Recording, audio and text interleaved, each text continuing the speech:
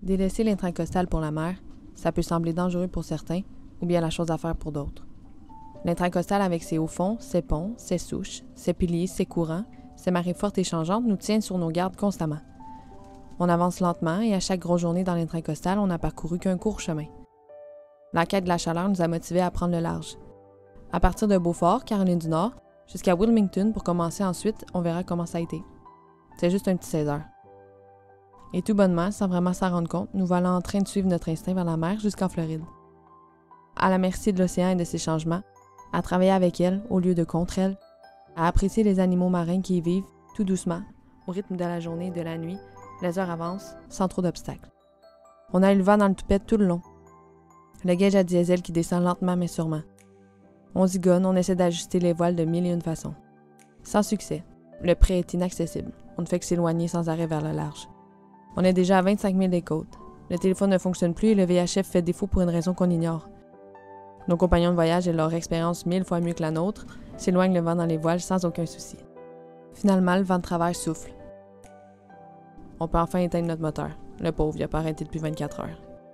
3 jours à réajuster nos plans selon la météo et notre diesel, se demandant quel plan est le meilleur, se faire des plans A, B, C, D, visualisant qu'une panne de diesel serait possible. Des bonnes et moins bonnes décisions se sont prises, ne sachant pas encore aujourd'hui lesquelles sont lesquelles. On y est allé avec notre vibe, mais trip pis sa logique ont contribué à ce périple doux et exigeant à la fois. On a travaillé en équipe dans cette solitude que nous offrait l'océan Atlantique. L'admirable sang-froid de Danny prêt à régler n'importe quel problème dans la seconde où il subvient. Sa capacité à comprendre ce qu'il ne connaît pas, un capitaine que je souhaite à tout équipage. Sa capacité à rester réveillé tout en restant à l'affût, prêt à bondir n'importe quand, pendant que j'essaie religieusement de garder mes yeux ouverts, trop souvent sans succès. On en sortira fiers d'avoir acquis autant d'apprentissage en peu de temps sur notre vieux 34 pieds, aux limites discutables et parfois inquiétantes. Ces 3 jours nous ont permis de mijoter des solutions et des alternatives à notre manque d'expérience. Ma prudence et sa témérité ont fait une belle équipe malgré les 2 pôles qui séparent ces 2 traits de caractère. Tout au long, on a su unir nos forces et à rendre nos faiblesses nos alliés. Vanupi et son équipage ont parcouru 297 000 nautiques en 60 heures de navigation, jour et nuit, à se relayer pour se rendre à la chaleur au plus caroline. Il est minuit 30, puis on jette l'angle pour la nuit en Floride. On l'a fait. Est-ce qu'on l'a fait?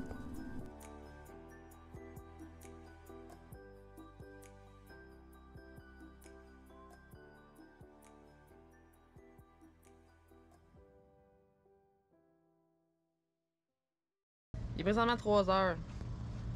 Puis, on vient de se réveiller d'une sieste parce que on prend la mer jusqu'à Wilmington à partir de Beaufort.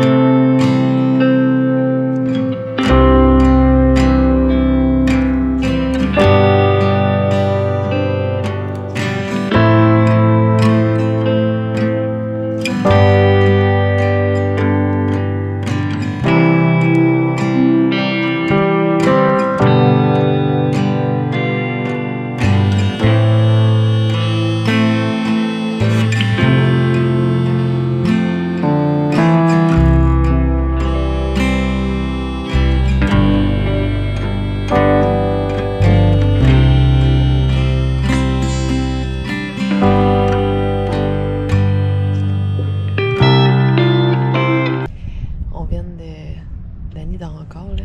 Il est genre 11h30. On est arrivé à 7h ce matin. Mais ici, c'est mignon. C'est vraiment comme...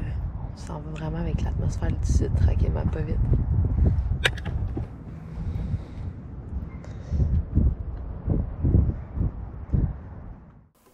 Il est présentement 4h30 du matin.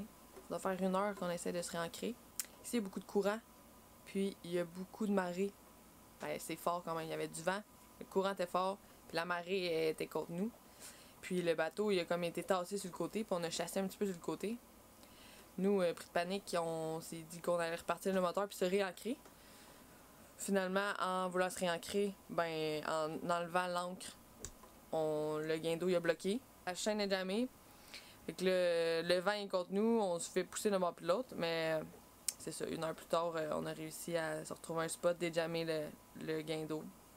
Puis là, c'est correct, là, mais pour le meilleur puis pour le pire, hein, comme on dit.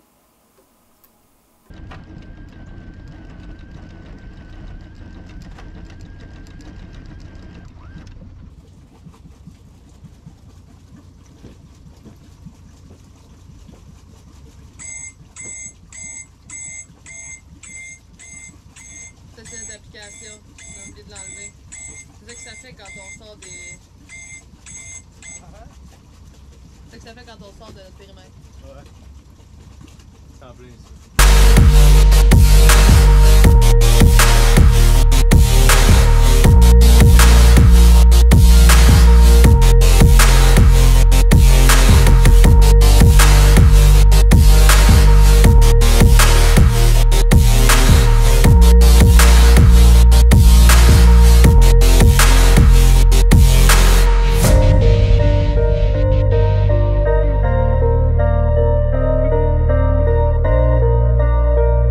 Impossible. Il faut donc choisir le meilleur des mondes, puis avoir la moins forte des marées contre nous. On a donc décidé de passer par l'intracostal durant 4 heures, sachant qu'en ressortant par l'endroit où nous sommes entrés, ça nous obligeait à contourner un haut fond.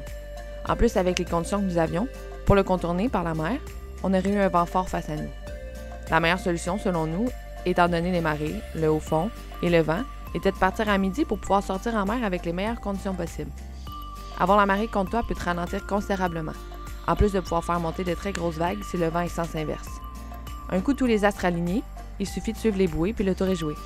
Il est important de choisir des inlets qui sont bien balisés.